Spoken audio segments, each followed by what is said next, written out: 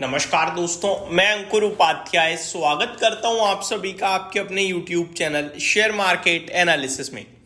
दोस्तों यहां पे आप सभी के साथ बात करूंगा रेलवे स्टॉक्स के बारे में, लेकिन उससे पहले बाजार सुबह से लाल निशान में है। मिड कैप स्मॉल कैप गिरावट को लीड कर रहे हैं।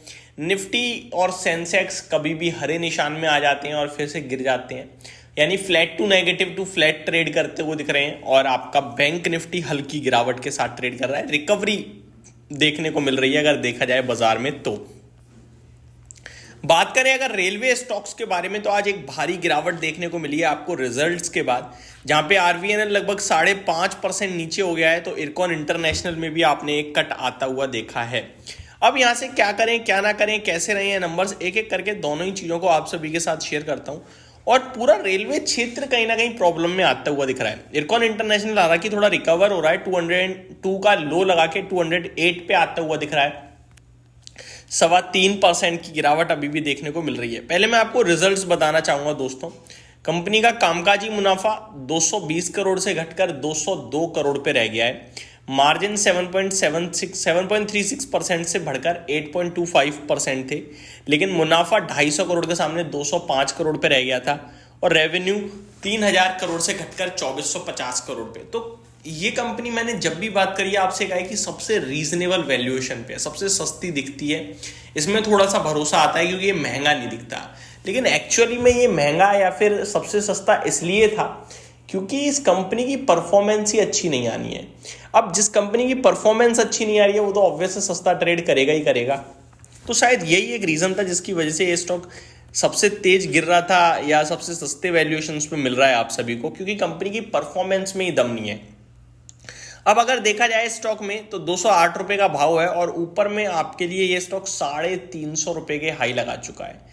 ऊपर से आधा रह गया है दोस्तों, और दोबारा वही भाव दिखाने के लिए इसको डबल होना पड़ेगा, नियर टू डबल होना पड़ेगा, एग्जैक्टली तो नहीं। अब समझ में आ रहा है कि स्टॉक्स कैसे पैसा खा जाते हैं इन्वेस्टर्स का। अदरवाइज लोग क्या कर रहे थे, किसी भी भाव पे कुछ भी लेते थे और फिर तुरंत 1-1.5 महीने में पैसा बना लेते थे। तो सोचते थे शेयर बाजार तो बहुत अच्छी जगह है, शेयर बाजार बहुत आसान है, आराम से पैसा बन जाता है, यहाँ तो कुछ भी खरीद लो। डिफेंस, शिपिंग, रेलवे, इन्होंने तो ऐसा मार्केट को बना दिया था कि आओ खरीदो और जाओ पैसा लेके। एक से मतलब जो भी बेचारा नया मार्केट में आ रहा था ना, वो इन स्टॉक्स में पैसा बना रहा था। और जो बाजार में बहुत पहले से है वो बेचारा पैसा ही नहीं बना पा रहा था क्योंकि वो ज्यादा समझदार था। वो कहता था यार इनके वैल्यूएशन बहुत महंगे हो गए हैं, और वो खरीदता नहीं था।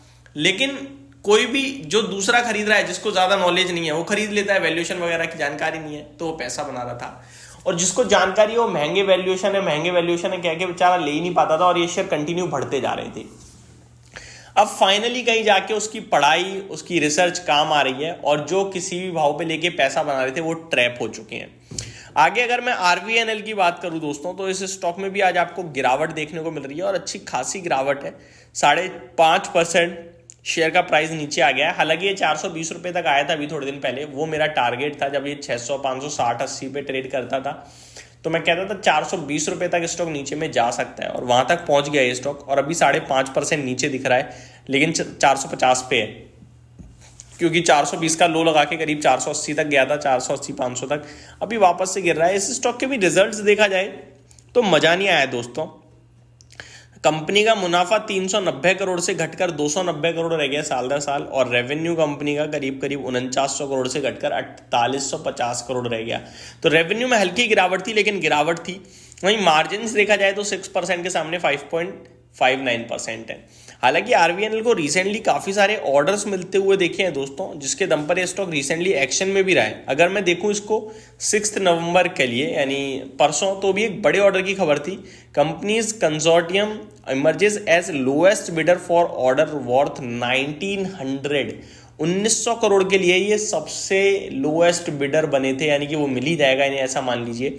बट उसके बावजूद आप देख सकते हैं मजा नहीं आ रहा है स्टॉक के प्राइस में, भाई सब गिरता ही जा रहा है दोस्तों। केवल रेलवे क्षेत्र ही नहीं है, आज आपके लिए शिपिंग स्टॉक्स भी पिट रहे हैं। कोचिन शिपयार्ड देखो आप, 1452। इन स्टॉक्स को तो मतलब एक रेलवे, शिपिंग और डिफेंस, इसमें आपको यही नहीं पता चलेगा कि मेरे को दोबारा कहाँ पे खरीदना है। एक स्टॉक होता है कि वैल्यूएशन किसी भाव पे आगे रीजनेबल हो जाते हैं, अच्छा लगने लगता है। ये तो चले ही इतने ज्यादा हैं कि समझ में ही नहीं आता कहाँ रीजनेबल होंगे। आप देखो कोचिन शिपयार्ड 3000 का हाई लगा चुका है, 1450 आ गया है, ASM में शामिल है, खरीदने किसी भी भाव पे खरीदने से नुकसान होने लगा है अब।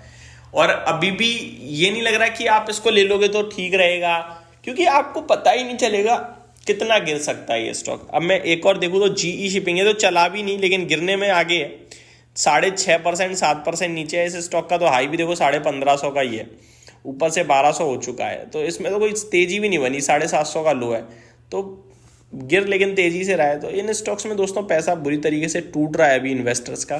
स्टॉक्स अच्छे हैं, कंपनियां अच्छी हैं, लेकिन चले इतने ज़्यादा हैं कि लेवल समझ में नहीं आ रहे हैं। तो ये मेरी तरफ से एक छोटी सी अपडेट थी रेलवे स्टॉक से, RVNL और इरकॉन इंटरनेशनल पे। इनके रिजल्ट्स के बाद इनमें गिरावट होते हुए दिख रही है। इन्वेस्टर क्या करें, इसका जवाब है ही नहीं एक्चुअली में, तो मैं आपके साथ क्या ही शेयर करूंगा, क्योंकि बहुत चले हुए स्टॉक्स हैं, ऑर्डर अच्छे मिल रहे हैं, खरीदने की दोगे तो गिर सकते हैं, तो खराब हो जाओगे, आप बेचने के लिए बोलोगे तो गलत पड़ सकते हो। तो डिटेल शेयर कर दी, इससे ज़्यादा कुछ नहीं है अभी बताने के लिए। Thank you so much for watching this video, have a great day guys.